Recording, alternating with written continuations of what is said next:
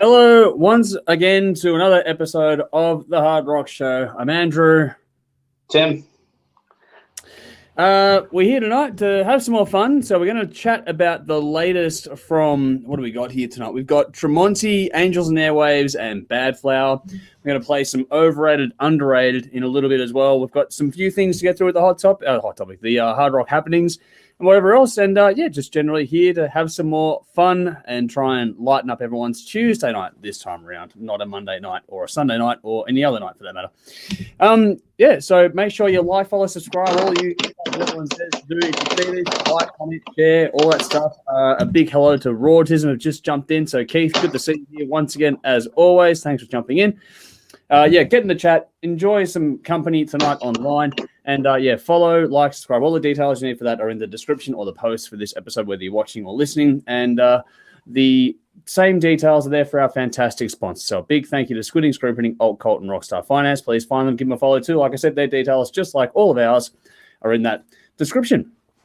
Same old as usual. I think we're all we were saying before we went live tonight that we've all hit that sort of lockdown fugue or gone beyond it where everything's just sort of blurring very, very, very, very much so now. So aside from that, Tim, how are you going? Yeah, all right. Just chilling and killing and catching up on sleep mostly. Yeah. Yeah. Fair enough. Yourself? Yeah, same old. Not much to report, to be honest. Had a couple of massive days at work, which is I was grateful to get today off because I was a bit knackered at the end of all that.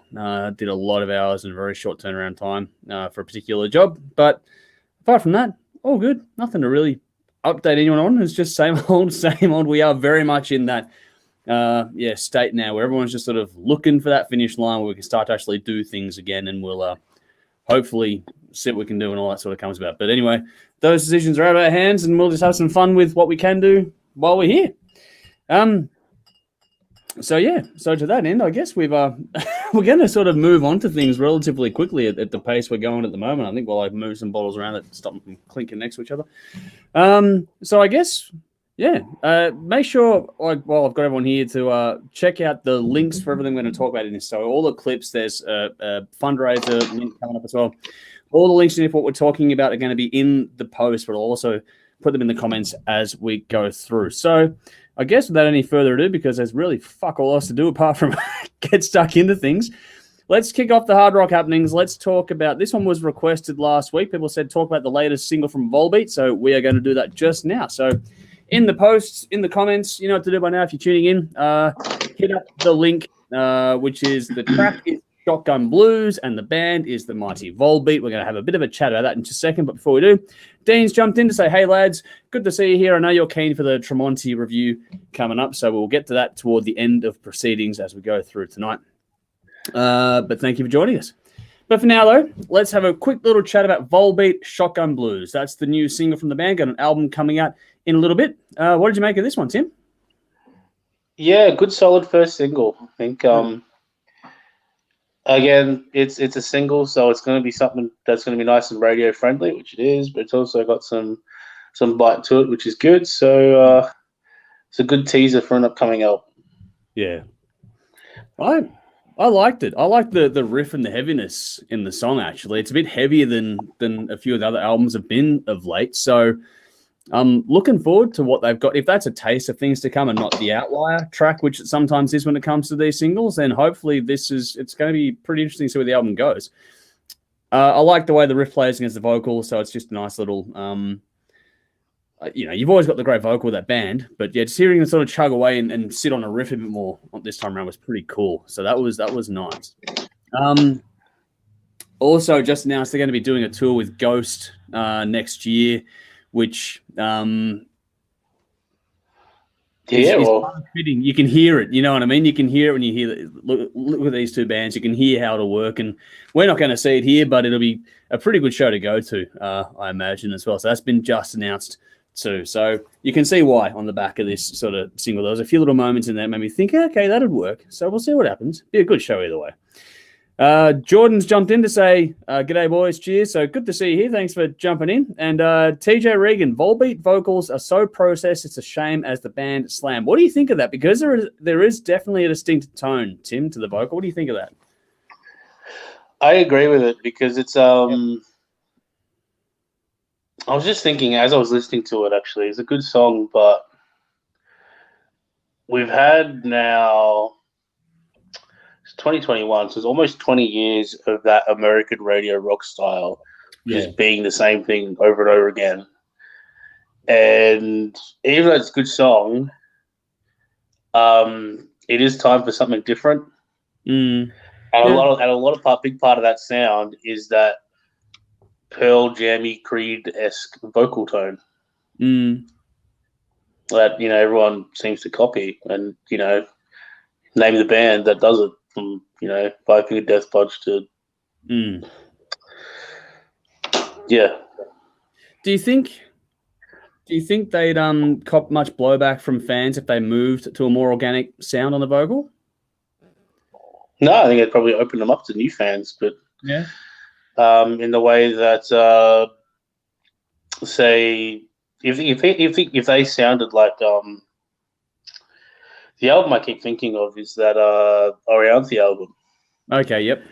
Or like a Highly Suspect album where it just sounded very natural and raw. I mean, if they're a great live band, so they can do it. Yeah. So I don't see any reason not to. I would like to hear it. I would genuinely like to hear a less processed vocal just to see what it's like, and then you can make a comparison because it is distinctive to the band, especially these days. But I would like to hear it done just to see what it'd be like to have a studio track like that. But I don't think they will, but we'll see what happens. I don't know. We're going to go from that to another single.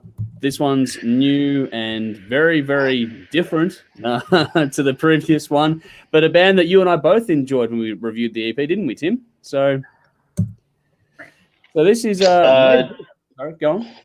No, go on. I was going to say RedHook is the band, and the song is Sentimental Surgery. It's a new single from the Sydney band, and Emmy's been pretty good in promoting this one around, so I figured we'd give this one a spin. We enjoyed the EP Bad Decisions, so how did this one sit for you? It's a bit more pop-oriented, this one. Yeah, definitely more pop-oriented than Bad Decisions, but it's also got that snare drum that sounds like a shotgun going off in the background, which does add a bit more bite to it. Yeah. To be perfectly honest, I mean, it's not really my cup of tea, but I still think it's a good song just because I think, when you write a song with a decent melody and that flows really nicely, you're going to get, and you present that, people should stand up and listen. And I think, even though it's not really my wheelhouse, it wouldn't sound out of place on any radio station around the country. So I'm hoping that's what it does for them because they're a good band. I think, I agree with you in that. This is a song that could easily cross over to much more mainstream radio. It doesn't need to be a Triple J song, this one. This one could go to any of the mains. Even like the modern Triple M station could play this one and get away with it pretty comfortably, I would think. It's got great just general appeal. It's got a really catchy hook. And the lyrics are pretty cool in it as well, for that matter. But I think that it wouldn't also, for being a bit more pop focused, it wouldn't be out of place in their set of songs currently either. Like if they launched from the song Bad Decisions to this song now to Sentimental Surgery, it'd work. It would fit in their live set and their show. So it's not that out of place at all. It's just a bit more poppy. It reminds me a little bit of what was going on a couple of decades ago with radio, where you had all those early 2000s kind of pops, rocky pop songs kind of things going on. It feels like it comes out of that era a bit, which is not. Yeah. For its purposes, it's pretty good. It's very well done. Sounds good. It's a feel-good song too. So it's one of those ones that's going to give people something to just smile about for, the 2 minutes 40 that it goes for. So it's very short. Punchy. Not only that, I think if they were to throw this in the live set, which I'm sure they will, this would be the song that you'd walk away having stuck in your head. Probably, yeah. That hook is fucking infectious, isn't it? Exactly. Our good friend Nudes has joined us. Hi guys, good to see you here again. Nudes, hey. For jumping in. Always good to have the regulars joining us too. Now we're going to go to one that is really just, I think Who? I'm trying to remember who requested. I'm sorry. I think it was Tough actually on YouTube that request. Yeah, Tough on YouTube requested we check this one out. So this is a band called Cybertronic Spree, which I'd not even heard of until this was pointed out to us, and they've covered Barracuda, the song originally by heart. So that there's a link to that in the description. It's in the post and in the comments now as well. So Cybertronic Spree with their version of Barracuda. Tim, what did you make of this? It's a so who requested this? Tough. Yeah, our good friend Tough, who went down one of his rabbit holes once we got him going on YouTube. Tough, my man. So let me tell you a story. This morning when I woke up, I got a suggested YouTube video, and it was from our good friends Nuclear Power Trio. Ah. And it was Kim Jong-un playing drums, covering Toto by Rosanna by Toto. Oh, wow. Okay. Now, unfortunately, later on in the day, I watched this clip, and nothing against the clip, but the bar was already set. Compared to Nuclear Power Trio, man, like the dressed-up gimmick band playing songs has been taken to a whole new level. Yeah, that's true. Actually, I hadn't even thought of that. Yeah, that's true. I was impressed. One of the comments said on YouTube, and it's true, was that they were playing guitar and gloves. So dedication to the gimmick. I'm sure they didn't record it that way, but still, I appreciated the touch. Yeah, I mean, if you haven't seen it, they're Transformers. They're dressed up like Transformers playing Barracuda. And to be honest with you, like I was looking for it on Spotify originally, I couldn't find it, and I found out why when I YouTubed it. Yep. Because you need the video with it. I didn't think the recording was better than the original. I thought it was a bit. Yeah, it was okay, but as a video and as a full package, it was thoroughly entertaining. So I'll give it that. But Tough, Nuclear Power Trio, get on it. Yeah, if you like this, check out Nuclear Power Trio. This is definitely the execution of Nuclear Power Trio is something else by comparison. I haven't seen anything like it, and we all loved that EP last year. Yeah, too. I'm pretty sure it might be Havoc. Yeah. Yeah, because the drummer was endorsing had Aquarian drum heads on, and I know Pete Weber endorses Aquarian drum heads, so I'm like, okay, okay, yeah. Yeah, I don't know who the singer is. She can sing. It is much more at the video than the song, though. For mine, I think it's easy to, if you're competent, to perform an already good song well. Especially one that everyone knows. You know, all you got to do is get the riff right, add a couple of effects, and just have someone who can sing out front. And she can sing. For me, the trouble with this song is that you're gonna go up against fucking the all-time great vocals put down to tape, and then you're going to go up against a song that's been covered so many times. You're gonna find, genuinely speaking, versions that are going to speak to you more than other ones. This one's good. It's all technically proficient. There's nothing wrong with it. The video is what makes it entertaining, because it's weird seeing this chick in a Transformers outfit bopping around on her bed singing Barracuda. So it's something else entirely. And all the outfits are incredibly well done, for that matter. So it's an interesting one to take in. It's just that I think they've been pipped because, you got Nuclear Power Trio, like you were saying, that have taken the costume gimmick and go a fucking step beyond. But then also when it comes to this song, I think that it's one of those ones where if you perform the song well, it doesn't quite cut it, because the amount of power, fire, and smoke in the original sets the bar up there for it. And so when you go looking for a cover of it, you want something that's going to really go close to it. And the closest I found is actually when Gretchen Wilson performed with Alice in Chains and Nancy Wilson live. That's a great version of Barracuda. Go and check that out if you haven't seen that. But also Adrenaline Mob did a pretty cool cover of it as well. Hearing a guy do the vocal and actually hitting the pitch is pretty fucking good too. There's another one too. Inglorious did a cover of it. I think Nathan does a bit too much with his vocal, but there's one part toward the end of the song where he fucking just went up there, and it's like, okay, that got my attention. So there are some interesting or different performances of this song that kind of grab my memory more than this one does. But this one visually definitely gets my attention, because it's just something you don't see every day either. So it's worth a look. I'm just not sure it's going to be up there with the all-time greats of the song, but it's a very well done cover, if nothing else. So out there, let us know what you think. Daniel has joined us on Facebook saying, hey, brothers, still the best. Awesome. Thank you for joining us tonight. Looking forward. It's good to see some more people jumping in now as we get along with it. Blake Hadrian, good to see you here. Thanks for joining us. He's gone keen to hear your thoughts on life forms. We are getting to that very, very soon. TJ checked out the song Barracuda by Cybertronic Spree and says, damn, she has pipes. Yeah, she can certainly sing the song just fine. But here's a comment from, or a couple here from Daniel. He's gone, Tism did the best costumes. So that's one for the... Yep. Also, check out Max Sabbath. Yes, that is actually a very good one too. When we're going down the gimmick path, that's a pretty good one as well. I'll agree with that. That was Max Sabbath, Guar, of course, or Gore, however. Yep.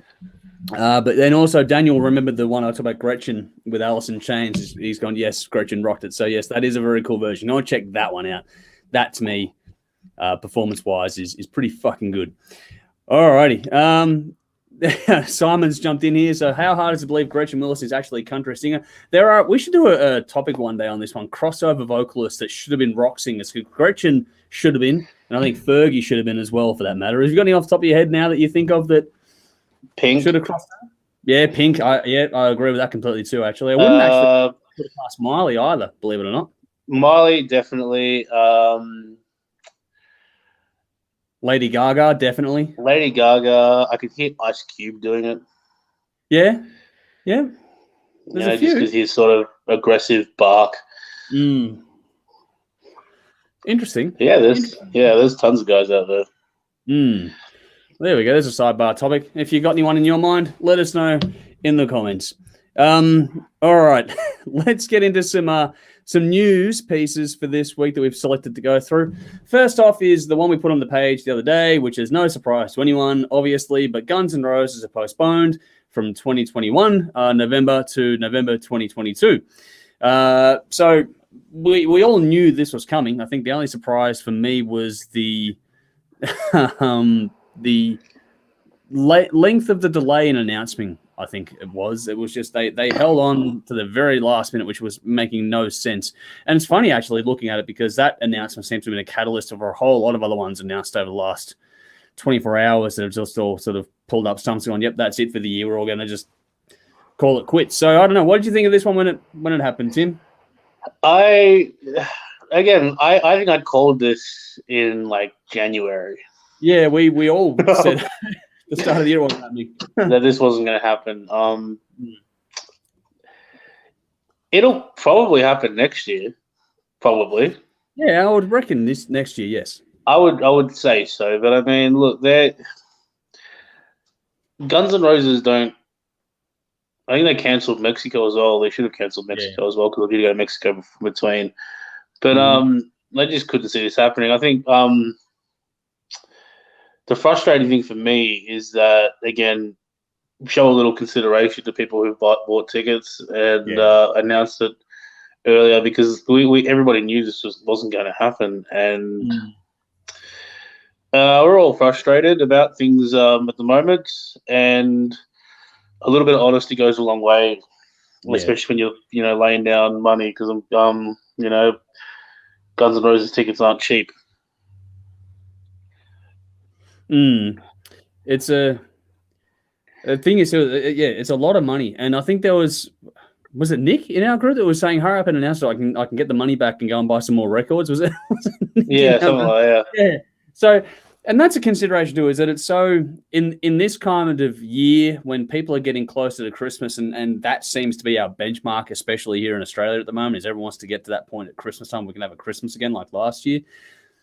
Sort of hanging on people's hopes a bit like that is, or depriving them of an option is a little bit of I'm not a huge fan of the way it's played out.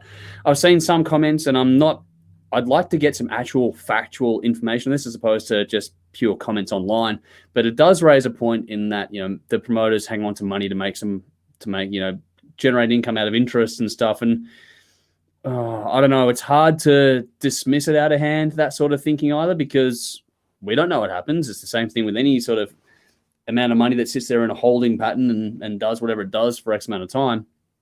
But yeah, it's an interesting one. Yeah, that one. I would put the fault at, I probably wouldn't have booked this show to begin with. Well, yeah, I agree with that. I mean, it was ambitious as all hell. I mean, that kiss as well. It was just silly. Planning to book these show, yeah, it's like when people are booking shows now and announcing for next year, I think that's sensible because by this time next year, I'm sure it'll happen. But they announced this tour I think December last year. Like that was never going to happen. Yeah. Don't know. We've got this one's got some comments firing away. You've got our thoughts on it. I think it was dumb to do it to begin with, but I think it's actually a bit disrespectful to have held on for as long as they did. Everyone knew this was coming. It's like the worst kept secret of all time. Just pull the pin, rip the bandit off, get it over and done with. People can make their own decisions and get on with it. So that's that. Going back to the crossover singers here from Emmett, TJ has gone, Michael Bublé would do a mean Randy Blythe. Actually, it's funny because this is weird as fuck. My wife loves TikTok, and so she watched Michael Bublé reacting to, what's that, the guy that plays Deadpool, Ryan Reynolds, that it? He was doing this a cappella 4-part, 5-part harmony thing, and so you got Michael Bublé losing his mind over that. It was just something funny that my wife found. That those who know Jodie, she finds it and just lost her shit watching that one. So just a bit of a Michael Bublé crossover segue for randomness because it's Tuesday and we're bored. No other reason than that. Another comment here, which is one we've referenced, or amongst ourselves anyway. Desecrator calling it quits or going on indefinite hiatus after their shows in January. I believe they're scheduled for at this point in time. Hopefully those shows go ahead smoothly. Get out there, go and see them one last time while you can because they've got some great albums and they're a great fucking band. So yes, please do check them out. Keith Rautism says, finally excuse for Axel to come over to a concrete 12 months late. So there we go. So the latest you can be and get away with it, I guess. This is an interesting one here from Helen. So good friend Helen, thank you for joining us again. Hopefully you got your early drinks in, as you said on Instagram earlier. Interestingly, Cheap Trick got clearance to play here in July this year, but elected not to come. So that's a different one to it. Actually, I don't hold that against them either, to be honest. It's a pretty crazy time to try and do anything like this. I would have thought so as well because even if they do come here, you don't know what's going to happen while they're here. They could get stuck in a quarantine so it'd be kind of pointless to fly all the way. You can't reschedule the shows at that point in time, and then you can't play because there's a snap lockdown done. It's just not the way things are going. I wouldn't have done it. Dean says, could have seen this coming. It's a long delay. Another 12 to 14 months from now, it's sad. You got to think it'll go ahead next year, surely. And I think we all can see that happening next year, but we just got to wait and see what happens between now and the next few months. Nude said the same thing. The promoters got the time making the announcement, which is, I think, the biggest criticism. Well, no one blames them for not doing it. As in, no one blames the band for not coming and cancelling, but I think everyone's angry at the promoter for taking this long. We're only 8 weeks away, roughly, from it. And it's like, that's pretty nuts. Daniel says, love Guns N' Roses, but I walked out of Calder Park halfway. Tats and the Skids rocked it, though. So that's an interesting take on things there. Dave loves Guns N' Roses. We all know that. I'm sure he would defend them vociferously, but he's not here, so it sucks to be in that case. The amount of people who say they were at Calder Park is like the people who saw the Beatles at the Cavern Club. I know, everyone's seen them. I want people to start putting photos in the comments when they do that. Just go and get your old photo album out and take a snap on the phone and send us some photos. You couldn't have done that for Calder Park, to be fair. I mean, yeah. Oh no, this is not me. Criticizing or whatever. It's just me. I'd like to actually genuinely see some photos of people that were there, just to go back in time into that snapshot and see that day. If anyone has any photos of that event, because everyone talks about it, I'd like to see just something come through. That'd be pretty cool. I did see a mad photo of Zeppelin playing at Kugel. Oh wow, which was very cool. That'd be fucking great. All right, that's cool. Yeah, there'll be some cool photos out there in general. That's another thing in general too. Try and get some cool photos happening. Get everyone's favorite live shot. Gig photos in the comments. Let's have a look. We'll look above afterwards. Get some of those going. And if we don't get them tonight, we'll make a post with this to get some gig comments going to just sort of get people a bit more excited about when things get a little bit back to normal for us all. Dean asked, you think it'll sell at the G and add another show, or they just try one in Melbourne, giving the vaccination rate here? Big vaccination rate's not really going to enter into it by that point in time. I think it looks like it'll be mandatory double vaxxed until probably mid-December. Yeah, and then after that, it'll be pretty much all bets are off, I think. Yeah, so and then see how it goes. Yeah.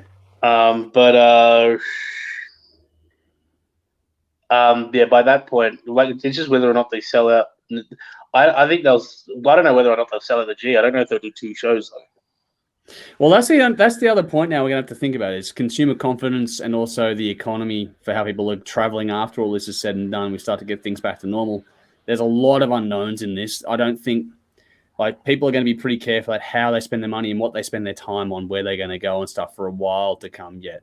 I think people think the other way. Think other side of the coin. People think, nah, fuck it, they'll go back to normal as fast as they can. I don't think everyone will, and that there'll be enough of an impact. What happens in that regard? It'll be interesting. We're going to see the impacts of lockdown for a while because we're all a bit fucked from it. Yeah, we're a bit rattled. There'll be some PTSD out of this over the coming years, I'm sure. Yeah, Dean says Steel Panther rescheduled as well. Yeah, everyone's rescheduled. Helen said my daughter's boyfriend is a bestie of Buble when he did the ads for the Super Bowl last year. Fucking hell, okay. That'd be a unique experience. Sally's here. Hey, Sally. Good to see you here. Thanks for jumping in. What else have we got here? Trick, we're going to get stuck at my house and eat endless Sunday roasts. Well, I'm sure that'd have been well fed, Helen. So that's one way to spend lockdown, at least. That's not too bad. What do we got here? Nude says, like everyone was at the first Sex Pistols show, there was 27 people, including the band. So that's another one of those comments that gets thrown around as well. TJ, if you remember Horsehead playing at the front of God, yeah, then you were there. That's true. I have heard that one a lot. I wasn't there for that, but that was a lot of people have spoken about that one too. So yes, good point there, TJ. Simon goes, I was offered free tickets for Calder Park, went to work instead because Axel sucks little boys. I am paraphrasing and reading things out. This is not my thoughts on the record, but fucking hell, that's a funny call. All right. We've gone from that. We're going to do another hard turn. We always do these big hard turns here. So in the comments right now, I'm going to share an article and then I'm going to follow that up with a fundraising link in the comments now too. The fundraising link is in the post or the description, wherever else. So please do go and check that out too. So one link is there. The other one's coming through as well. So there's a couple of links there. So there's an article about the Enigma bar and then a fundraising link right afterward. Before I get stuck into that, what do we got here? Guns N' Roses are great. They were just drunk as fuck. Well, that's true as well for a lot of bands, I think, back then in particular. And then Simon says, true story, I drove my cab instead. Fucking hell, driving your cab instead of seeing Guns N' Roses. It's an interesting way to spend a day, but you do what you do. Now, to make things a little more serious, unfortunately, before we get stuck into a fun, overrated, underrated topic, we do have to acknowledge that the Enigma bar in Adelaide are in danger of closing. They set up a GoFundMe page to help them get to, I think the target is $70,000 from memory. And they need that money to sort of just keep the debt collectors and the rent at bay and the electricity and all that sort of stuff going because they just can't get enough people through the door with everything being the way it is. And this is a state that's actually, it's interesting in this context. It's a state that's remarkably COVID-free by comparison to New South Wales and Victoria. And they still are having trouble with this sort of stuff. They can't get the interstate bands in to help fill the room out. So, Tim, you found this one. What are your thoughts on? Have you played the venue before? I have played the venue before. Yeah. Very lovely people. I've done a lot of gigs in Adelaide, actually. One of my best friends lives over in Adelaide. Oh, cool. But what that means is, like, not many venues in Adelaide are willing to put on hard rock bands, and even fewer are willing to put on heavy metal bands. And Enigma is one of the few that does. So you lose this place, that's pretty much almost kills your heavy metal scene in Adelaide, which would be a real shame, of course. But obviously something will spring up somewhere because where there's demand for it. But Enigma is such a staple. It'd be like when the Tote closed here a few years back. Yeah, it's a staple of the live music scene, and it's a rite of passage for many bands to go over and play Enigma, whether you're from Adelaide or not. So it's very important, and I think it'd be a real shame if these guys were to close down because of COVID-related bullshit. So yeah. I know a lot of us are struggling at the moment. So, don't feel bad if you can't, but if you can, anything towards Enigma Bar would really be appreciated, I'm sure. Yeah. Well, that last part that you've had there is pretty much the pertinent aspect of all this. I know that everyone's struggling in some way, shape, or form. So, like you said, if you can't, you can't. That's all good. This is not a guilt trip or a pressure act. This is just a shout out to anyone that can and is willing to, and even if other media orgs want to get involved in this and start spreading the word around, because you found this from a smaller organization, and we're hopefully sharing it and getting some word out now. So share the article, share the word. Let's get this one out there to try and drum up some support for these guys.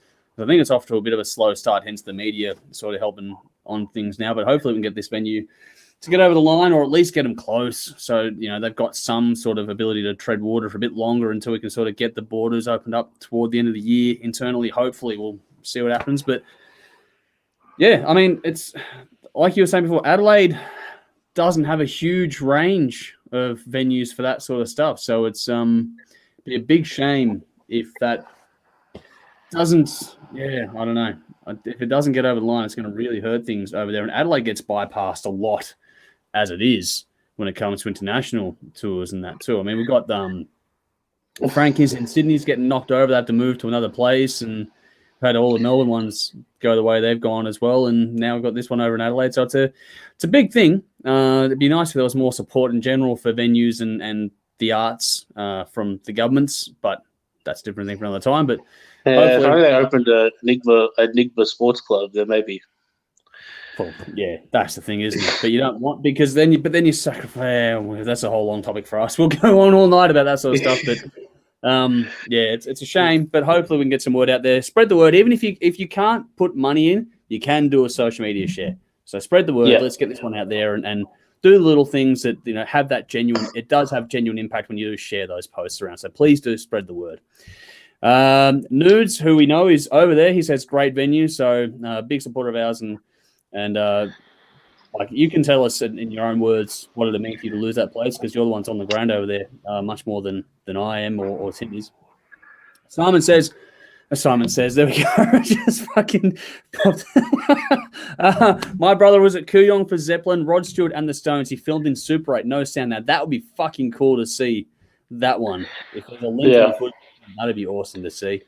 Helen's gone. They need to do a Beatles rooftop gig. What a fucking gig that was. No inside, no patrons, just going hard. Now, that wouldn't be bad either. There's a metal fest on the roof. If you could get approval for that over the line. Yeah.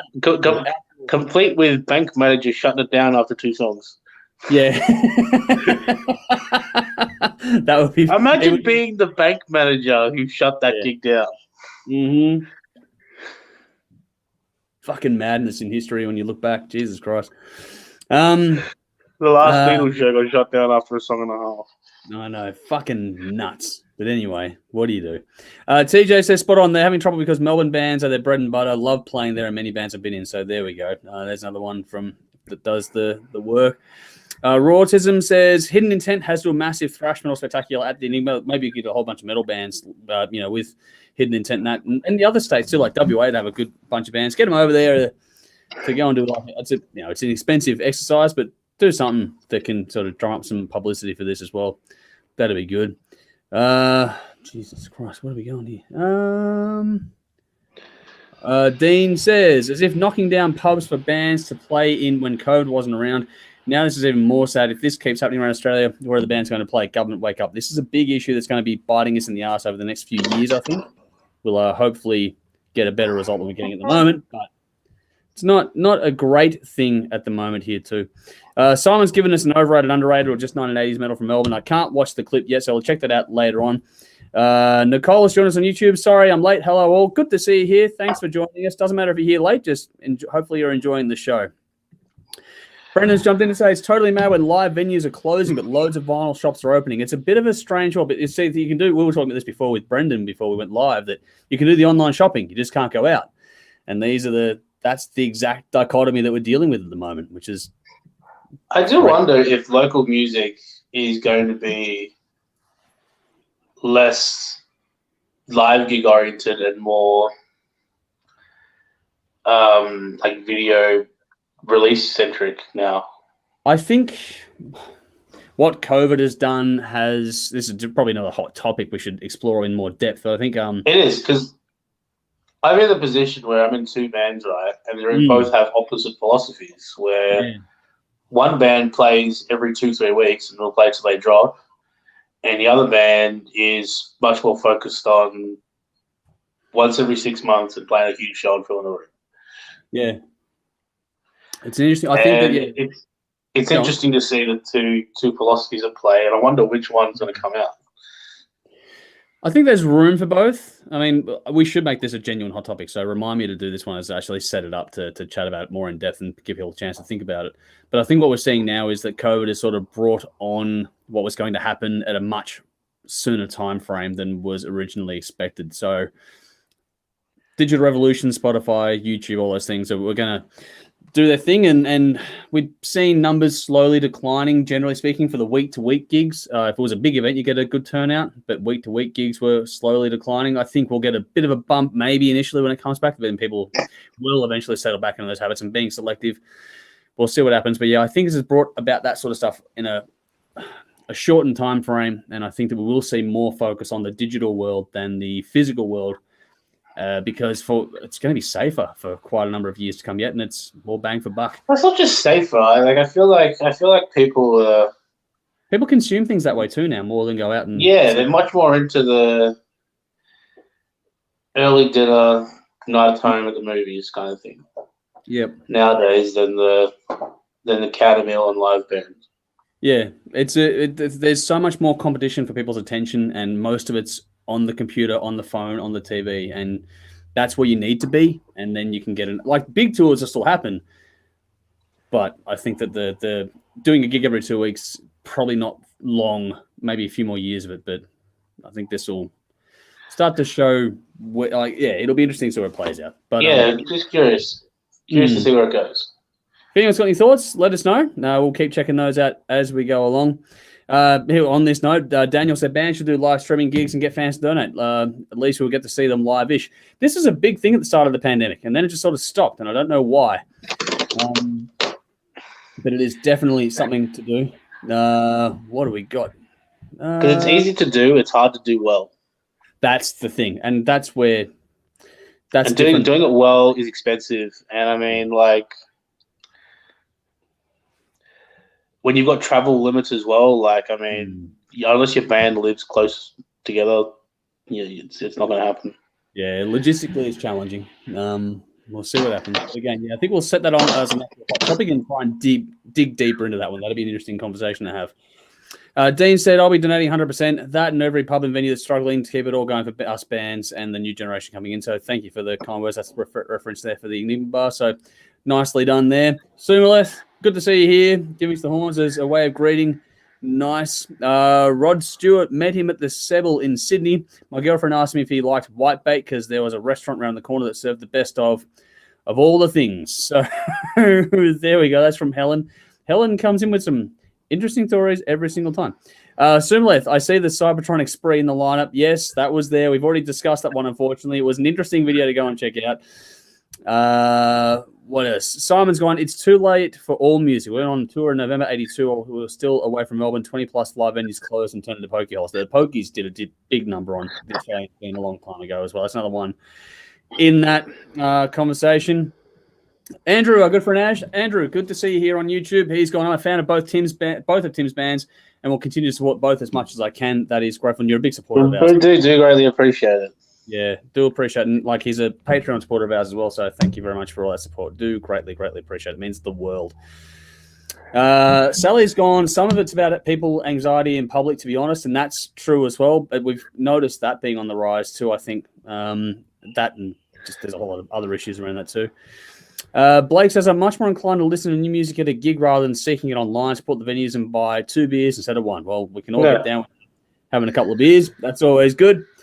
Brendan's gone pay-per-view and sell merch during the stream. That's another idea. There's all these things will logistically work themselves out. Like the platform we're doing this all with now wasn't around a few years ago. We'll see some rapid advancements and things. So we'll see what happens. I'm curious to see where it goes because, I mean, I love playing gigs too. Like, I mean, it's my favorite thing in the world. Yeah. And I'd really be disappointed if I couldn't do it anymore. Yeah, that's the thing. But yeah, we'll see how it goes. Mm-hmm. Sumile says Devin Townsend did a bunch of live shows from his spare room, both free and paid, has since released the shows on CD. That's a good way to do things as well. The old turn them into shows. It's more content to produce, and which does all the other bits and pieces as well. So those are good things to take into account. Daniel says metal is supposed to break the rules, saying for a friend. I think we're all in favor of breaking some rules, especially these days. TJ's gone. Hopefully when the gigs come back, people who love to go see bands will be there to see bands. My last gig at the SB, October 19. There are a lot of people there to eat and socialize, and the bands almost seemed in their way. Live venue, hopefully the punters returned. That'd be, yeah. Yeah, the SB is an interesting one because I was excited for it to reopen, and then I haven't actually been since it opened because it's just not the place that I left. Yeah, that's the difference. Yeah, the last gig I was at the SB was the Bennies, the 2 a.m. show. I ended up getting on at 3 a.m. And I to be honest, I went with a friend just to prove that we could do it and that we weren't old. How'd you feel the next day? We were old. That's how it works. But I mean, that's how long ago it was. The Bennies are playing at 3 a.m. at the in the front bar. That's not happening now. No. Definitely not now. That's a shame. What I will say about the SB is I like the signage. What they've done with the signage over the course of the last few months has been pretty clever. So I do like what they've done with that, and that keeps them in the awareness a bit too. So we'll see how it all shakes out. What have we got here? Keith says live stream gigs is a good idea, but there's no feel from it. You had to listen to it through a speakers you got from home rather than house speakers. Yeah, and for a band performing, it's challenging too. So I do understand all those things. What do we got? I was at the Bombay Rock, the original one in Brunswick, the night it ceased to be a live venue. It was Christmas Eve 82. There were 3 bands playing. So there were 12 musos, 9 roadies, 10 punters, and 1 pissed off promoter who closed end of the night straight after the second band. Hard to believe the Bombay Surfers, Bombay In Surfers paid 20 plus thousand to use license name in 1980. Bloody hell. That's kind of a curse name, though, when you look at the story of the history of that. It's kind of had some interesting ones. Yeah. Dean is with you, Tim. Nothing better than playing a live gig. 100% agree with Tim. And that's it. Cheyenne, good to see you here on Facebook. Thanks for joining us. Adelita, Magic Dirt, has been doing live Sunday sessions. Her and her guitar on Facebook and Instagram. She chats, swears, makes mistakes, plays the stuff, and covers. It's awesome. More bands should do this. And I completely agree with that. We've covered that off before. I think we should see more of that happening, and hopefully we'll get back to that sort of stuff soon as well. Andrew says, been in the USB, both Gershwin room and basement. Can be hard to fight through the hipsters to get to the basement. Well, that's the basement's a struggle of a little room anyway. So I've mixed that room. It's fucking painful. That room is just hard. Everything about it is hard. But anyway, Dean said, sad to see the front bar go from the SB now and lost on what it was originally, but it's great it's not gone forever and still go to the live gigs there. Now, I think what's good about it is that the Gersh is still there. So that's still a possibility. The main thing is if, as a venue, they're making money. Yeah, that's I'd rather see them open and doing things that I'm not going to go to than see them closed. And that's a big thing, isn't it? We all get high on our high horse a bit with this sort of stuff. But yeah, if they're open and they're doing well, then congratulations to them at the end of the day. That's exactly more important than the other stuff. And on that note, Helen's gone. Weaving your way to the bar after a sweaty session of live music cannot be replaced. I agree with that. My wife and I met at the SB, so I do have a very big soft spot in my heart for that place. But that said, all things change and move on. Speaking of moving on, let's get on to our overrated, underrated topic for tonight. This will be interesting. Well, I want to see how the comments go with this one tonight. So give us your thoughts as we go along. Tonight's overrated, underrated is Nirvana, Nevermind. The album itself, it's just celebrated its 30th anniversary. So the concept here is we just sort of say if it's about properly rated, underrated, overrated, or whatever, and go from there. Tim, have you done one of these before, or is this the first for you? This is the first for me. Okay, so you are over the concept, roughly, I hope. Roughly, yeah. Yeah. So basically, the album, Nirvana, Nevermind, is it overrated, underrated, or about right? Tim, just give us your thoughts. I think it's about right. Okay, Look, it's not the most musically challenging or virtuosic thing that you'll ever hear, but you can't deny its influence on popular music for the past 30 years. And I think we're going to review 3 albums tonight, and Nirvana have their hands all over all 3 of them. Yeah. So you can't deny this band's influence. I thought, speaking of which, the best thing so far about the 30th anniversary was the bike map in Adelaide. Oh yes, that was cool. So if you haven't seen it, you know those bike map things where people like track their bike ride around. Some guy wrote for like 8 hours and did the whole Nevermind Baby cover. Yeah. Around the city of Adelaide and made sure to put the dollar bill over the rich suburbs. Yeah. Impressive effort. That was impressive. Yeah, it's about right. I mean, like a 30th anniversary release of Nevermind is going to drum up interest and get streams and sell vinyls and shit like that. So, not that they need the money, but it's going to do it. For mine, I think it was about right, but I think it's starting to get a bit overrated. It's starting to push that needle to that side of things a bit. And yeah, a lot of it's to do at the moment. It's about because of the 30th anniversary and the hoopla about the artwork and the guy suing the band and stuff. And there's all these bits and pieces going on. But generally speaking, I think it's pushing toward the overrated stage, and I think it will continue to push that envelope a bit more, not in a dramatic way. Because you can't deny its impact and its heritage and what it's done for music. Like you said, the fingerprints of that band are on pretty much everything that's come afterwards. So I fully appreciate what they've done. I like the album too, for the record. I think it's their best work, just about. But I just think that it's the way it gets talked about or talked up, and not enough. Like the impact was undeniable, but the actual performances, musicianship and stuff, like the best part of that was probably Butch Vig's production. So by comparison, the songwriting's good, but the Dave Grohl. Yeah, okay, Dave Grohl on drums. But again, I would probably say Dave Grohl makes the sound. Without him, the band's nothing. I do completely say that. I mean, you could have the other 2 guys doing whatever they do, but Dave Grohl, his swing and attack was what made that band and that album stand out. The other thing, though, too, is like, no disrespect to the other major bands of the late 80s and early 90s, but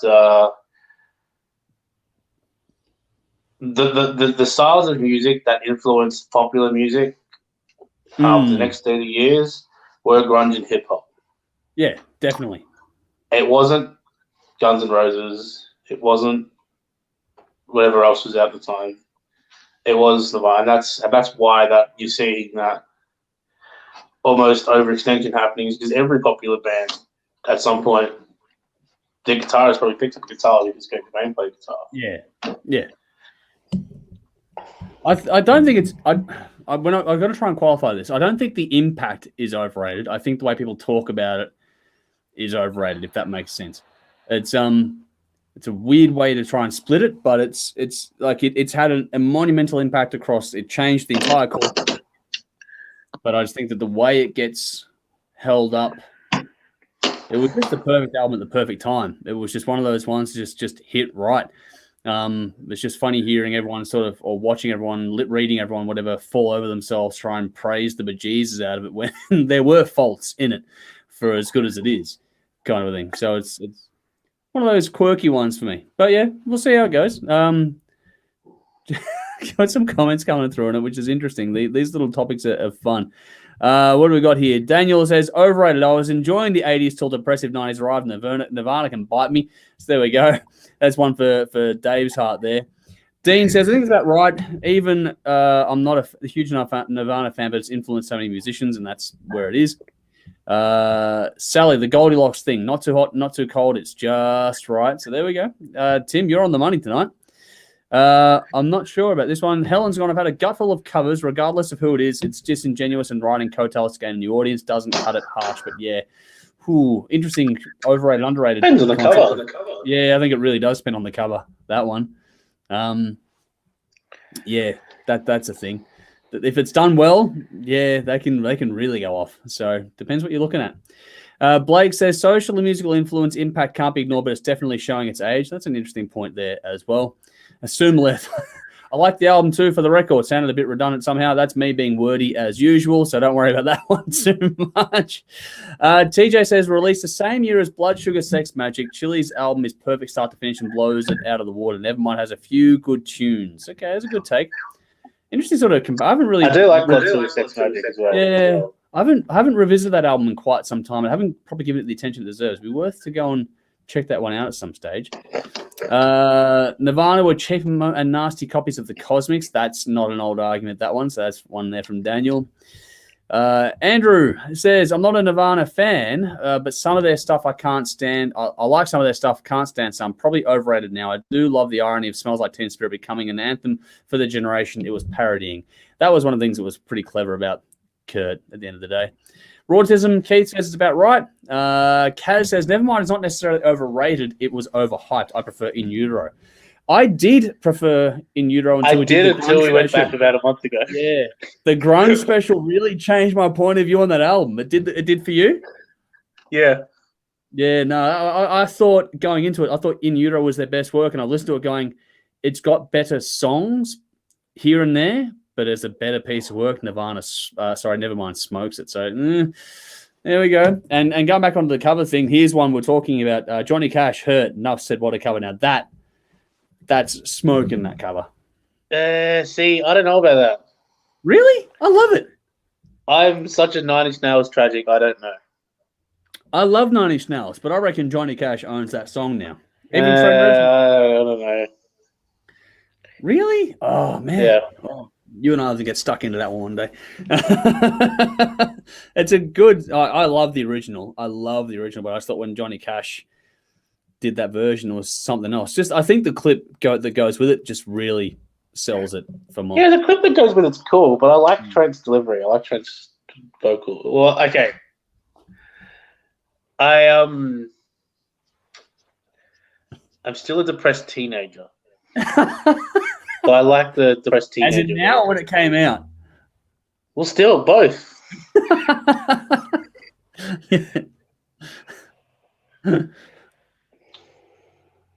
Well, the goodwill you drummed up with the About Right, you might be losing it here. Dude, Trent approved it, so... Yeah, I know Trent approved it, but it still doesn't mean it's my favorite.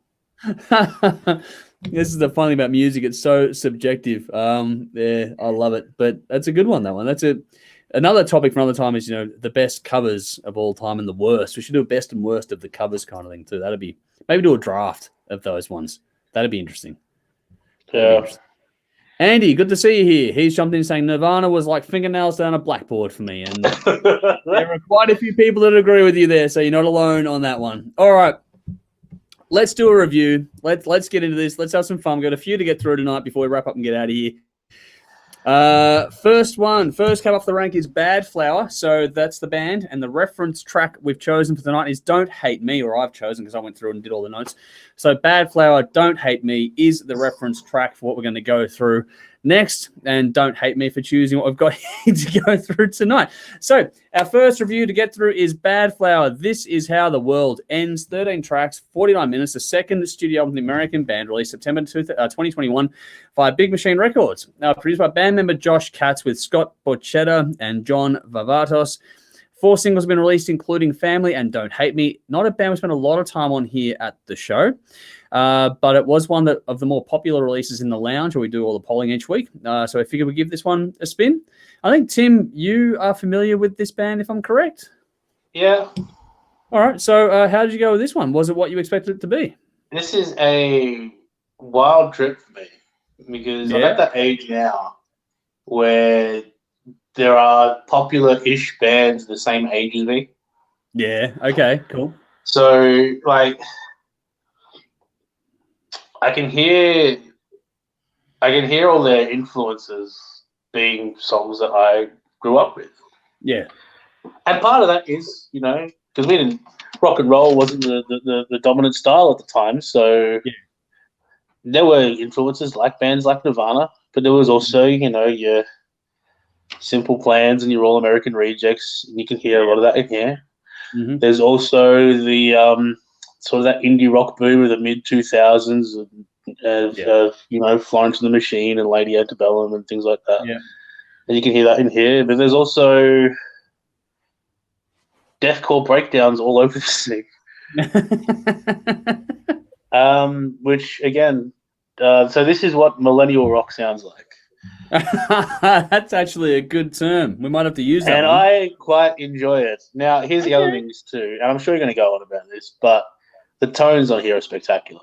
No, the production was pretty fucking good. Guitar. So now there was this period from about 10 years ago where the guitars were sounding very processed, drums were very attack heavy. This is nice and full and rich all the way around. So production's fantastic. Now, for all those influences that I mentioned before, on the whole, I think this is a very pop-oriented songwriting, by which I mean it is very much focused on the vocal. Yeah, definitely. Yep. Now, lyrically, it is also very much aimed at that sort of 15 to 25-year-old age bracket. Yep. For a lot of songs. Now, for some songs, I think... Some's a bit more intense than that, though, I think. Some of this is pretty... Some songs, it's not going to matter. I mean, like, just to go through it here, Machine Gun, Adolescent Love, Everyone's an Asshole even. Songs like that are going to appeal to everybody. There's also songs like, Stalker is going to... It sounds a bit immature at times. But there's also other songs which will get a bit cheeky in that. And I think so long as... there's going to be some people that kind of, look at it and see, song titles like Fuckboy and just go, oh, this is not for me. But at the same time, so long as we were all 25 years old making dumb decisions at some point or another, and so long as you haven't forgotten what that was like, you haven't completely forgotten what it was like to be a young person, I think you can relate to the stories being told here in some way. Yeah. And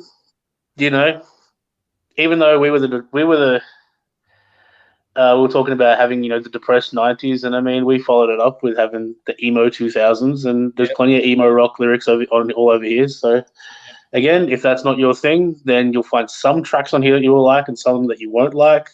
But if it is your thing, you might like the whole thing, like I did. Cool. Overall, I really enjoyed it for what it is, but I would love to hear people's opinions on this one because I'd be curious to see how this goes. Because there are plenty of bands like this that do the less emo thing. Highly Suspect comes to mind. Yeah. So if you like, bands like this, but find it a bit too,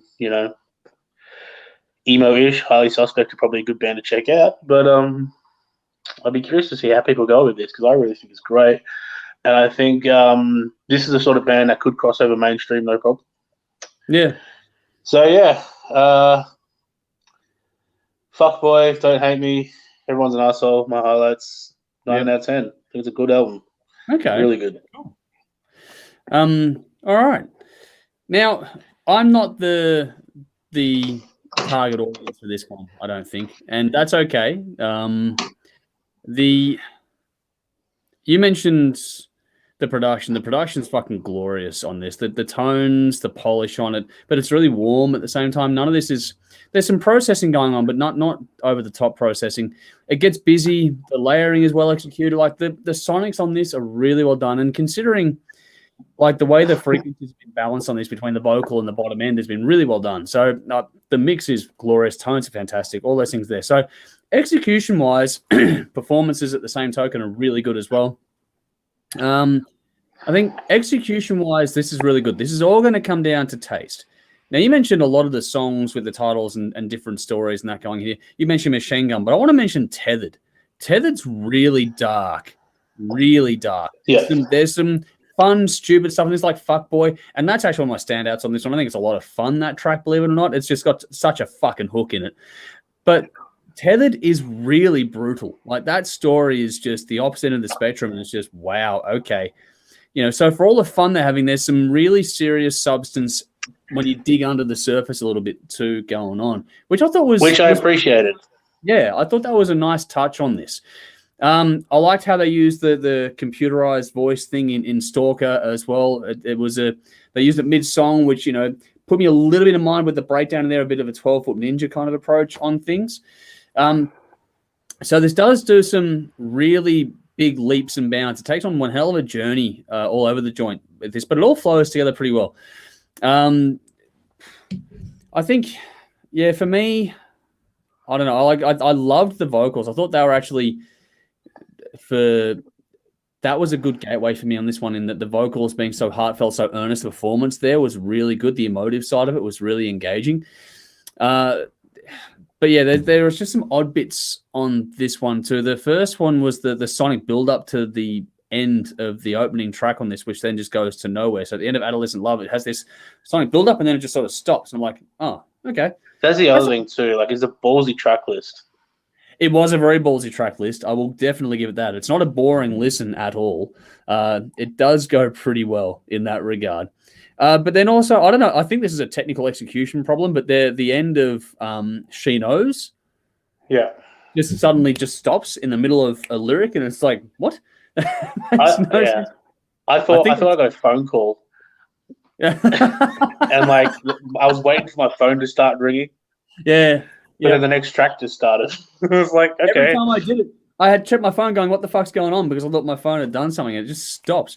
And the thing is that song with that, the reason why that fault stands out is because the song could have been wrapped up a minute earlier easily, because that hook was just going over and over. It was just being dragged out and then it just stops. It was like, you had a minute you could have cut there to round that out nicely.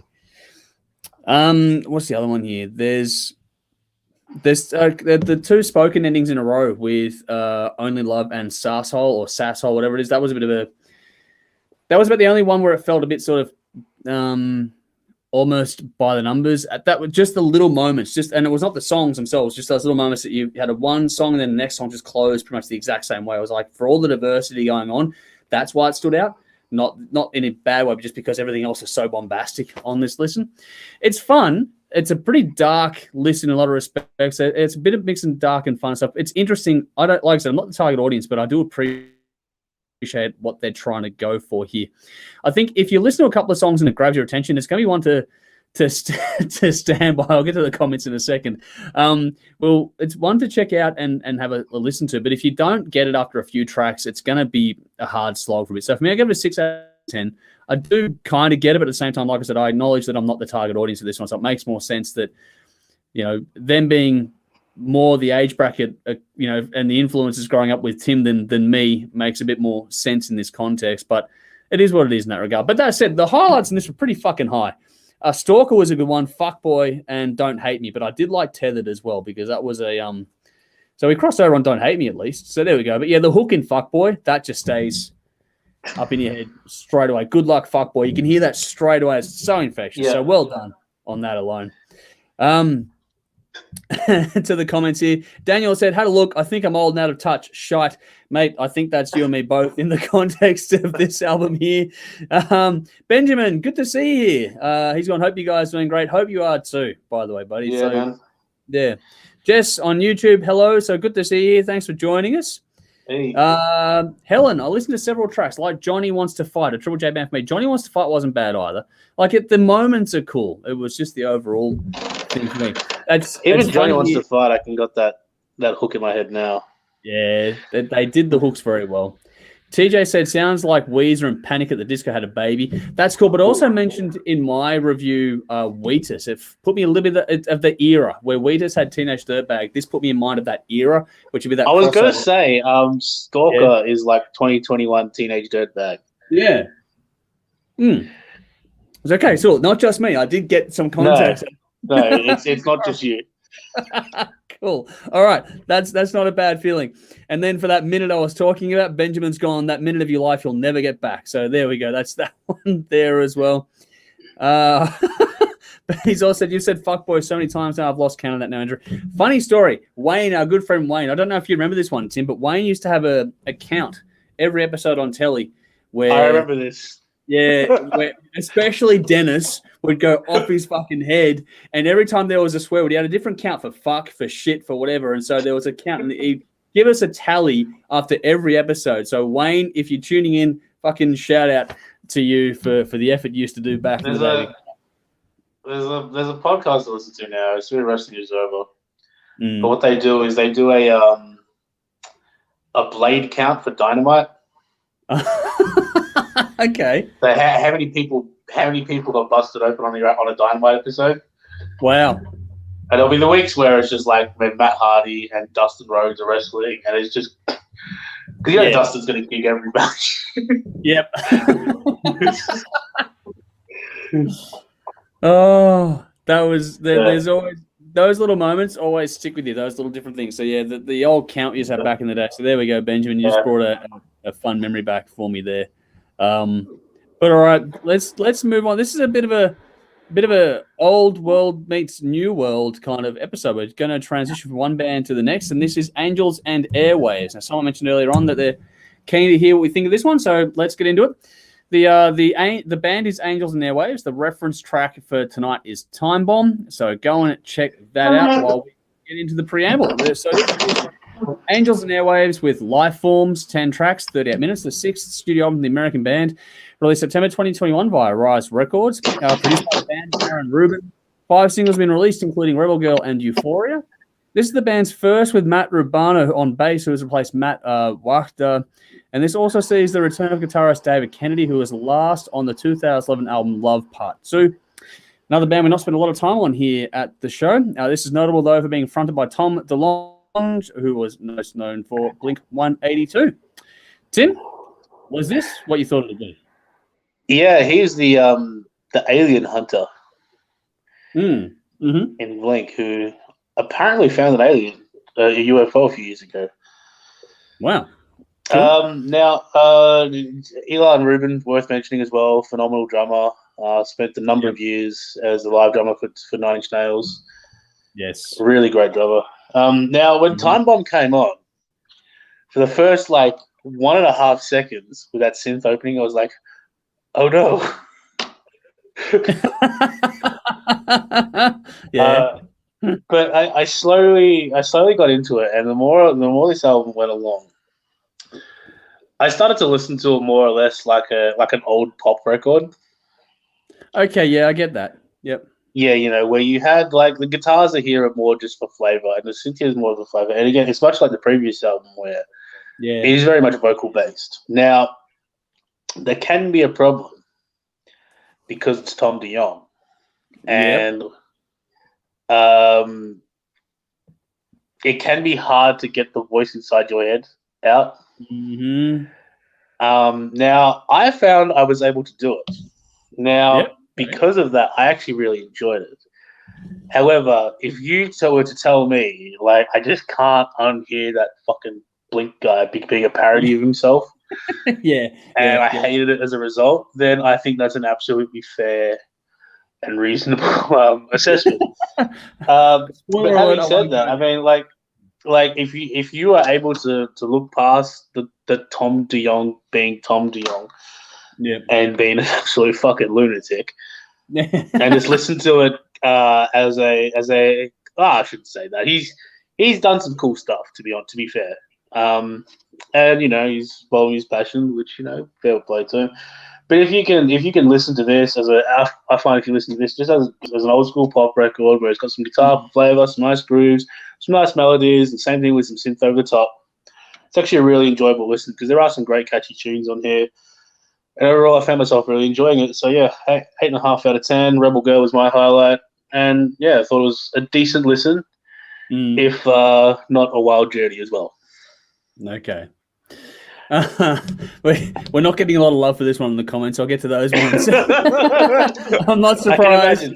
Yeah, and the thing is that when we go through these albums, we put a list into the THRS Lounge on the Facebook group every week. So if you're complaining, get in the lounge and vote every Friday. Let us know what you're keen to check out, because that's how I determine what goes into the pool. It's the most popular releases are the ones that sort of go through. This one had a couple of votes, so it went to the pile. So this is, that's funny you mentioned the Tom DeLonge thing, and I actually liked the mix on this one because they put him back in the mix. It wasn't quite so glaring and sharp. Like in Blink-182, I can't fucking stand either of the vocalists. I cannot.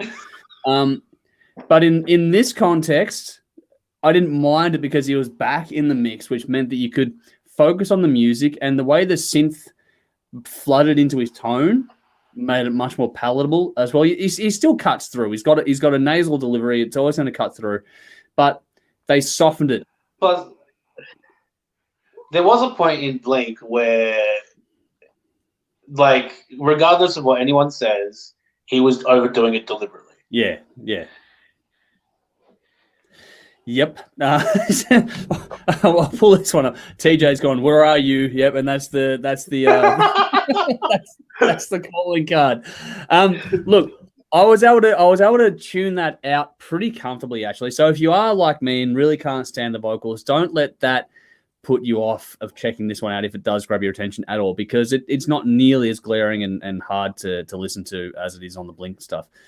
I will say, I think the it is worse on Timebomb than it is on other tracks. Yeah, it's interesting. I chose, when I go through and choose I think Timebomb's the latest single. That's why I choose them. They're the latest ones. Yeah, so it's just whatever's the newest one is what I drop, and that's what it goes for. So all right, Blake's got some feedback here. Okay, I'll get to that one in a second. All right, cool. Now, when you look at the lineup, there's a lot of synth credits on this, and that shows on this one in a heartbeat. It kicks off feeling something like a bit of a, like, I'm not a connoisseur of the genre overall, so it is what it is in my perception, in my opinion, but it feels like something that morphs from Good Charlotte to Rush in a weird way. The opening of Euphoria, I actually like that song a lot because it just put me in mind a little bit. And it's not, don't get me wrong, all you Rush heads out there, it's not the same song, but it does put me in mind a little bit what they did with Tom Sawyer, the opening of it, the way the synth kicked in, and then you build up to all the space with the vocals. And that's what you were saying before, is that there's a lot of space around the synth with the vocals sort of come through and do things. And the guitar in the background, along with the bass, it's sort of like drum, synth, vocal. That's kind of the three elements, the bass and the guitar, that are sort of fill things out a bit more.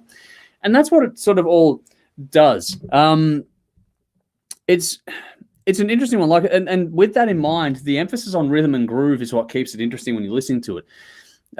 It feels like they've gone for the feel-good radio hooks kind of thing. They haven't, for me, what they haven't done is offered up anything that's really not gripping. It doesn't have the substance that I was looking for this one personally for me. But, that said, I can see why people like other people like Blake and yourself would enjoy this one more, because it does have some good rhythm, groove, melody on this one too. And for all the, the ripping on the vocals we're doing tonight, the vocals are actually pretty good on this one too. So those criticisms are pretty hard to justify if you're just going to, dismiss it out of hand for those reasons. I think it is worth listening to, but I can understand why, the taste things won't appeal to people. The mix was really good on this one too. For all the sonic shifts and layering going on here, there's like 3 or 4 different synth parts at times. Everything really sits nicely one against the other. I think for me, if I'm going to listen to this sort of stuff, my default is going to be going to the Night Flight Orchestra. Again, not the same band, but they're a thing that for me... Take that back. No, I'm not going to take that back. Fuck off. Because the synth-heavy aspect and the way... It's very much a time thing, I think, for me, because that puts me back in mind of things that I grew up with, and when Blink were out, I was like, fuck those guys. And so, and this isn't to say that, how do I put this? It's me trying to say that because the 80s was a bigger thing, and that translates better into what Night Flight Orchestra are doing at the moment than what they've tried to do with this one, where they've taken those influences and tried to mix them in a bit more. None of this is bad. It just didn't grab me the way I wanted it to grab me, it's an interesting listen. I like the actual, and this is going to sound mean, but it's not. The album length is about right, too. It's a bit of a shorter listen, but that means it's not a hard one to get through. It's easy to sit through. And the diversity was there as well. It just feels like, for me, they were trying to get a bit more retro on this and didn't quite pull it off. But at the same time, I can see why other people that are of a different demographic to me would get it better than I do in listening to it. So it's a bit like the previous album, where there are certain facets in time where the influences of the band come through, and depending on who you are, what you listen to when you're growing up, you're going to get grabbed by those ones or not. So, I'm gonna there's some good comments coming through. I'll get to those in a second. But generally speaking, this is about on par with the last one. It's all well executed. The performances are good. It's going to come down to taste. And for me, it just didn't quite do enough to grab me just to get my attention. And in the way I was able to reference the lyrics on the previous album, this one doesn't quite get me the same way, which is where, the storytelling was a gateway to that one. But at the same time, this one, I think, had a bit more maturity in overall songwriting and approach. So there's a bit of an evening out. Which is amazing for the Blink guy. I know, which I found really hard to get my head around that. There was maturity displayed on this one, which is like, what the fuck? Because ever since I saw them live, I've been completely put off by everything they've all fucking done. So, take it for what it's worth that, this is a guy who really doesn't like Blink-182, and I got through this one pretty easily at the end of the day. It just didn't do a lot for me. So I gave it a 6 out of 10. Euphoria is my standout track on this one, but also Spellbound and No More Guns. No More Guns was cool because that was the one track on this one where if you don't like the synth stuff, check out No More Guns, because that's the one they strip back, put the guitar into focus on, and that's worth a listen. If you don't want to listen to the whole thing, listen to No More Guns. If you want your rock stuff, that's the one that has the riff, and that was pretty cool. That's why I picked that one there. On the on the comments though, there's a few. Where are we going? Got back a bit. Okay, Helen says, ouch, yes, did my homework and all the bands were reviewed tonight. Feels like we have to produce something kind of album to get a record deal. Didn't quite feel that listening to it, but I can see why people don't like it at the same time. Daniel says, seriously, guys, early 80s new wave at best. And, Not bad. Yeah, you like this one too. TJ says, sounds like a dead or alive piss take. So there we go. Benjamin says, was it like that fucked first time you heard Funky Town by Pseudo Echo, though, Tim? That's a question for you. Funky Town by Pseudo Echo. Yeah. Which one? Homework for you, I think, there. All right, that's where TJ said, where are you? And Benjamin said, after the where are you, Benjamin says, actually, like that song. I can't do that song at all, to be honest. And he said the same thing, where are you? And I'm so sorry. That's the other line from there. But anyway, onto Blake, who was keen to check out our thoughts on this one. He's put in a good comment here. The album took 4 years to produce and is the accompanying record for the upcoming film Monsters of California. In my humble opinion, this is the most accomplished album to date and really shows the progression of the band since 06. Knowing that it's to go with a film, I'd like to listen to get to it again with that context. So that makes a bit more intriguing to me. I think when the film... Yeah. It is the best Angels and Airwaves album they've ever done. Okay, cool. Like, by far. So, yeah. This is the first time I've ever listened to the band, so, take that for what it's worth. I'm sure you were keen to listen to the Blink guys' second band. Hey, if anything, this should prove that it's not like a biased thing here. It's a case of what the lounge vote said was what got picked up tonight. So that should tell you what you need to know right there. So if you don't like our choices, get into the lounge, join the Facebook group, and then on Thursday we do a list of what's coming out on the Friday. Give us your thoughts, what you want us to check out. So yeah, but I do appreciate that comment there from Blake, and I want to make sure that when we listen to it again with that in mind, that it's meant to be accompanying a film. That'd be a different way to look at it, I think. Sally says, I felt like I've been taken back in time to Ultravox on Countdown. I'm going to need forewarning if you're going to do that. There we go. Blake, I immediately heard Rush influence in Euphoria. Okay, I'm glad it wasn't just me because there is that the way the Sonic comes in that was actually a pretty cool moment. That's why I picked it. I really did enjoy that one. Benjamin, in response, said, I actually love Rush, so I could have a listen, I guess. Listen to that song, Ben. Listen to Euphoria. Let us know what you think of that, because I think the opening of that does lean into that a bit. It's pretty cool. I think Blake likes Losing My Mind and Fire in a Nameless Town as his tracks on that one. Yep. All right, cool. And Sally's going, I'm trying to save you, your ears. So there we go. Andrew says, I'm with Andrew on Blink 182. There's a few of us around tonight, so that's good there. Blake says, I'm only disappointed that they slow dripped 5 singles over 2 years when the album dropped. There's only 3 new songs. To cover in context, it makes much more sense. Okay. I don't even know that much background on it either, so there you go. Yeah, I didn't listen to the singles when it drops. Yeah, no, I didn't do that either. And Blink says, I'm an AVA and Blink fanboy, if that wasn't apparent. Enjoy. Like, whatever makes people happy, man. This is the whole fun. Okay, what the hell? Benjamin's got a tip for you. The song is called Vampires. The YouTube channel is called This Is Cell NZ. All right, cool. We'll check that out as well. All right. Let's get to it. Let's get to the main event of the evening. This is going to be a complete change in gear. And if you didn't like the last ones, I'm pretty sure the people that were complaining about the last ones are probably going to like this one. So we're going to bring it home strong, folks. Okay. The headline act for tonight is Tremonti. The reference track is Now and Forever. So again, link is in the comments or in the description. It is Tremonti with Now and Forever. Again, the latest single from the new album, which is Tremonti Marching in Time. This is 12 tracks for 59 minutes. The 5th studio album from the American band, released September 2021 by Napalm Records. Produced by Michael Elvis Biscuit at Studio Barbarossa in Florida. 3 singles have been released, including If Not For You and the title track. This is a band we've had a lot of love for over the years, since 2012.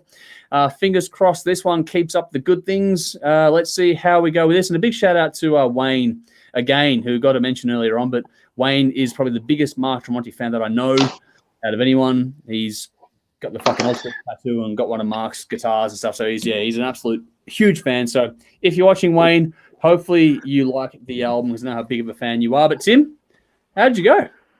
So I made a comment earlier on in the show where we were doing Volbeat. There's that particular American hard rock style has been around for a long time, and I'd like to see something different. Having said that, I want to put that in the context of this album, because when it's done very well, it's hard. You can see why it's popular, right? Yeah. And Tremonti has been a huge influence on that style. Yeah. Going back to Creed. Yep, definitely.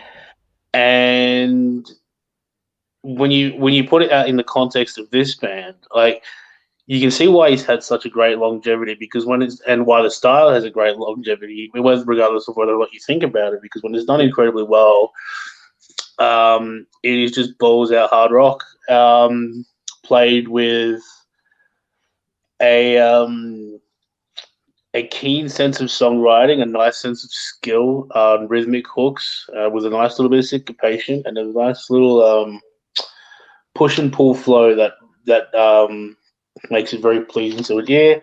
And of course, when you put Mark Tremonti on top of it, he's a phenomenal guitar player. It's great guitar tones. I love the guitar tones all over this album as well, and the drum tones. To be frank, the vocals were pretty good too, and everything sat really nicely. Songwriting was spectacular. If you like hard rock or anything like that in general, you'd be pretty hard pressed to not like this album, to be frank, because this is one of those things where I think if you present excellent music of any genre to anyone, I think they can find it, enjoyable. And I think this is an excellent hard rock album. And frankly, no surprises, because Mark Tremonti is very good at what he does. Mm-hmm. Yeah, so 9 out of 10. Fantastic album. I think everybody should stop. Well, don't stop what you're doing. You watch what we're doing, and then afterwards listen to this album. Yep. But yeah, I picked The Last One of Us and If Not You as my highlights. But frankly, you can just play from start to finish, because they're all good. Yeah. Yeah. I'm with you. There's not a dud moment on this record. And what I found really intriguing about it was just how well it flowed. the track order is fucking brilliant. I mean, it's a slightly longer album. When it starts getting past that 45-minute mark, I tend to notice because of the amount of albums we listen to. We listen to 400 or 500 albums a year. So you notice when it starts getting a bit past the 45-minute mark. This one, you don't notice it at all. And it just flies by. And it's easy. I put this one on 3 times in a row today and wasn't fatigued in the slightest. It's so easy to repeat spin. I think Mark Tremonti is a criminally underappreciated vocalist. I think that he could be the lead vocalist in any of the bands that he's been involved in. If it wasn't for, he probably would be a better vocalist than Scott Stapp for Creed. And definitely would be. And he's up there. No, sorry, he's not up there. He's a different style of vocalist, but if Alter Bridge didn't have Miles Kennedy, he would fill the role just fine. I think he's an actually really good vocalist. What I like about him is his tone is a bit different to a lot of the other ones. It's a really warm, rich tone. Not the world's biggest range, but what he uses really, really well. He doesn't overdo anything. And this applies to the guitar work too. Nothing is overdone. There's a lot going on in this. It's got some heavy kick going on. It's got some ballsy riffs, some great lead work as you expect. But nothing is overdone, and he's avoided all the temptations to do those things and just focus on writing bloody good songs. This is an album that just shows you when it's executed well. What you were saying before about the modern day sound or the current, radio-friendly, rock radio-friendly thing that goes out there, when it's done well, obviously still cuts through for very good reason. But for all the things that we're saying now that might put people in mind of sort of the Nickelback effect, this has none of the deliberate radio hooks that Nickelback do. This avoids all those tropes and just writes good songs, good lyrics, good stories, good emotion, the whole lot. This is one of those records where it's it's just so well executed. That's the big thing. It's hard to put into context when again, I think it comes down to because we listen to so much music in a year. What it is he's a guy with a 23, 24 year career who knows what he's doing, and he's very good at it. Yeah. And he's not trying go on. He's reached a point in his career where I'm sure he doesn't really need the money, and he's just doing what he wants to do. And fortunately for him, what he wants to do is very easy to listen to. And that's the thing too. And I think that's the crossover point with this band. If you've not heard them before, there's a comment here. I'll get to that later on. But if you've not heard this band before, this is a band you really have been sleeping on and it's one of those ones too that it is heavy, but it's one that anyone can listen to as well. Like you said before, you put good music that's done well to anyone, they'll probably appreciate it. This is one of those ones that's going to hook people more than they think because the vocals, the hooks, the writing, they stay with you. The opening track on this one has a great hook in it that just never leaves your mind. Like you can hear it now, A World Away is a great hook. And the last track, Marching in Time, the closer, was like a 7-minute plus epic. So he goes from shorter songs that give you lots of impact to these long expansive songs. And none of it feels like it doesn't fit. It all just the whole thing from song to song and the way the whole album flows is so well done, executed. The sound is great. Performances are fucking fantastic. Very, very, very hard to fault. And it's one of those ones where you'll just keep going back to it because it's just so slick and not in the, Def Leppard polished way. It's just so slick. It's so well done. It's so executed so damn well. So there we go. There's a thing that we all strive for. This is what I was saying before about, in regards to the Badflower album, is that it is slick in a way where the instruments still sound like instruments. Yeah. Yep. Like if you played a guitar or drums, when you play drums, there's certain bits that are ringy and sound, but if you take those away, it sounds lifeless. So when you put it in an album like this, it sounds all big and rich and full. The same thing with, guitar amps when they're just sitting there are loud. They buzz and they fuzz and all that. But that's what keeps it interesting. That's how you get them to sound nice and rich and warm. When you try to take that away, they sound, dead and flat and produced. And they've kept all that here. And then sat his vocals on top, and it sounds like a band. Yeah, that's the key. That's definitely it, actually. And it sounds like a band playing together, playing songs together, and playing extremely well. Yeah. The fact I didn't gate the fuck out of everything, that was... That's a good point. Yeah, it's very modern, very slick, but it does very much sound like an organic band playing in a room and doing a fucking good job. There's a pandemic live clip kicking around, which sounds just as good. So they've got the chops and they can show it off. And this is an album well worth checking out. So yeah, I know we've put people through a bit of discomfort tonight, but hopefully the payoff is worth it because the main event I think has delivered. Speak for yourselves. I love today. You're not seeing the comments to come through. But for those out there, check this one. I gave it a 9 out of 10 as well. I really did enjoy this one. Marching in Time, A World Away, and Not Afraid to Lose. One of the quirkier things on this album is that for all the ballsy stuff on this, the softer tracks tended to stand out a bit more to me. I thought the emotive context was really nicely done on this album. So well done to all involved. Another cracking album. Back to some comments. We got some more positive feedback on this one there, Tim. This is the one that we thought would bring it home strongly. Sally's gone, Wayne has stellar taste. Yes, he does. Wayne is one of the all-time greats.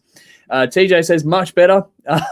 Daniel says, real music at last. My metal soul is cleansed. So we're, like I said, we're making it worth your while. Helen's gone, Tremonti, there were tracks, if not for you, that were very reminiscent of Melbourne Mass, Cicada Sun, and the particular track Diamond Sunshine. Yeah, the harmony work in that in this sort of stuff is very, very cool. They would actually be a surprisingly good fit live, I reckon, those two bands. If Tremonti got here and Cicada Sun supported, I think that'd work. Benjamin says, I have the entire guitar pickups and wiring out of a Fender guitar that belonged to the Blink-182 guitarist. Is the guitarist, is that because he smashed it? That's very cool. Yeah, that's nice pickup. Daniel says this band is fucking brilliant. Great musicianship. The solo is super melodic. Yeah, and that's what I love about the solo work on what Tremonti does too. Is just his lead work is so melodic. It's brilliant to listen to. Dean says massive fan of Tremonti and everything he does with Creed, Alter Bridge, and his solo work project. Got all his albums. Think this is the best vocal performance I've ever heard him sing on. The lyrics were amazing. All killer, no filler. 11 out of 10. My album of the year. Fuck, that's some pretty high praise there too. That's nice. Fair. Yeah, I fully understand why people would say that too. Andy says, I feel weird not ever having heard Tremonti before, but that track's a killer. Good, I'm glad you liked it. Please check out the album if you like that track. Sally says, the album was heavier than his previous albums. Love the drums on it. He's a killer guitarist, but his voice, my grandma's era, Mark would have been called a crooner. Honey vibrato and has grit when he needs it. His melody and lyrics, I get to have 2 Tremontis when I get to heaven. Made a deal. So there we go with that.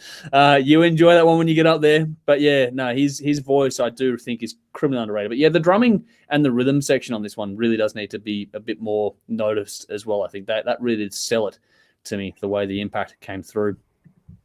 Dean's given us a fact with the song Marching in Time. It's about Tremonti finding out his wife was pregnant in 2020 and him thinking about raising a newborn during the world going through COVID, knowing it'll all be okay, but also an unknown. His brother also made the artwork with this stuff and Alter Bridge as well. Okay, cool. Good to know. Thanks for the background there. Appreciate it. Nikki. That's the With Arms Wide Open of this album. That's actually a better song. I do. And I say this, I like Creed stuff, some of it, but yeah, that this is a better piece of work than what Creed done. Hello, you sexy beast. So thank you for joining us, Nikki. Hey, Nikki. Good to see you here. And his melodies with storytelling, along with Miles Kennedy's best I've heard in my generation. They can't do wrong with every album. Just hope we can see Tremonti live on his own, not just with Alter Bridge. Yes, that's true. Another one there from that would be cool. Yeah. What else we got here? Jesus Christ. Nikki's saying hello to everyone in the comments here. All right, so Helen's gone. Andrew mentioned the 7-minute epic. Cop this, Emerson, Lake and Palmer, which I may have posted before. So for those of you in the Facebook comments, go nuts. What else we got here? Oh, hi. Benjamin said 2 pickups, all the wiring. The dude had everything replaced by a new set, and I was given the old guts. Fuck, that's cool. That's a cool story. That's nice. Blake has said, we'll definitely check out Tremonti after the show, after that rap. Please do. Check it out. That's very cool. And there we go. Sally's also Mark sounds better than Scott Stapp. And Tremonti definitely influenced on myself as a songwriter. The new drummer on this album as well definitely fitted more big thumping deep drum sound. That's another one there from Dean. So we got some good feedback from the fans, from ourselves. And yeah, if you haven't checked it out, please go and do so after this. But that brings us to the end of another episode. So a big thank you to our fantastic sponsors in Squitting, Screen Printing, Old Cotton, Rockstar Finance. Their details just like ours. are in the description of this episode. So find them, give them a follow, do the same thing for us. Like, comment, share, subscribe, all the usual things everyone gets you to do, I know. But it does genuinely help us to get the word out about these streams because this is all the way of the future. The digital world is where it's all at for this sort of stuff. So please do help us out in that regard if you'd be so kind.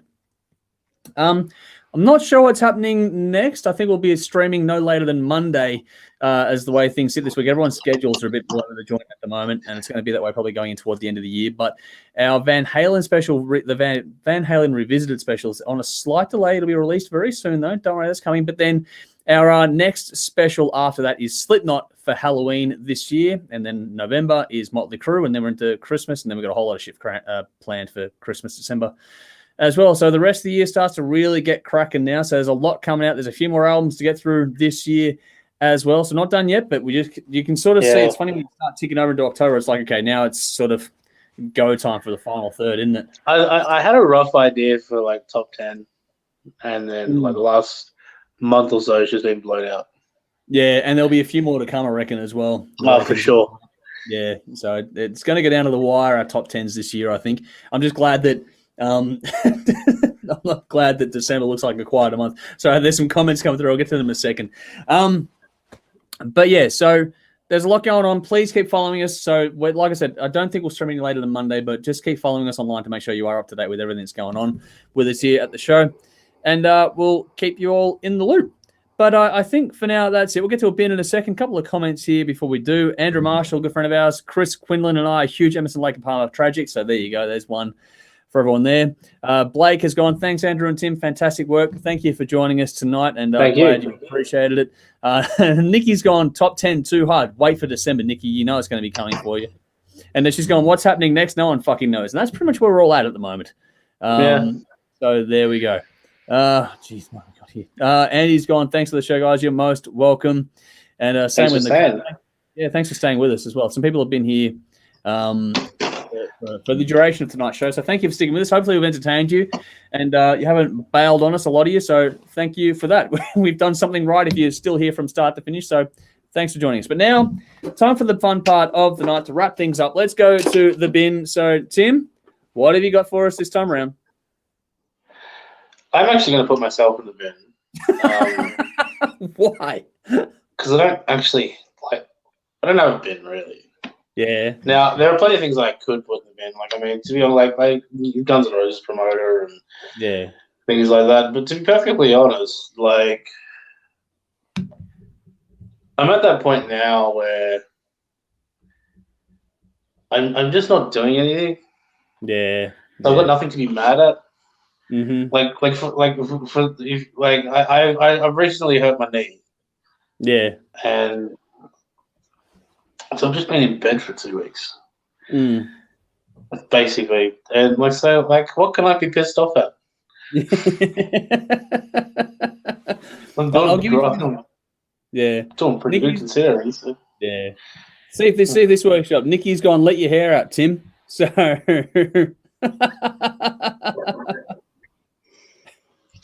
There we go. You got to shake it out there, man. There we go. There we go. There you go. Happy Nikki? There you go. In lieu of a bin, the hair's coming out. There you go. All right. Yeah, I'm a bit the same, like, because there's always the low-hanging fruit. We try and make the bin more fun these days than the serious stage we went through for a while. So I'm trying to make it a bit more fun, but at the same time, it's not always that easy. So in this context, it's when it comes to tours or releases, there's a few bands that have sort of delayed a lot of late, and so it's more serious than I like it to be. But at the same time, it is a bit annoying now, where it's like bands that delay a release, then delay it again, and it's like, nah, don't. And then the press releases, the communication around it is pretty piss poor too. So it's like you think something's coming on, and then it doesn't come on, and it's happening a lot at the moment, which is like, just at least get the word out properly. It's a bit. I know it's hard for everyone, but that's the one thing you could do to make it a bit easier.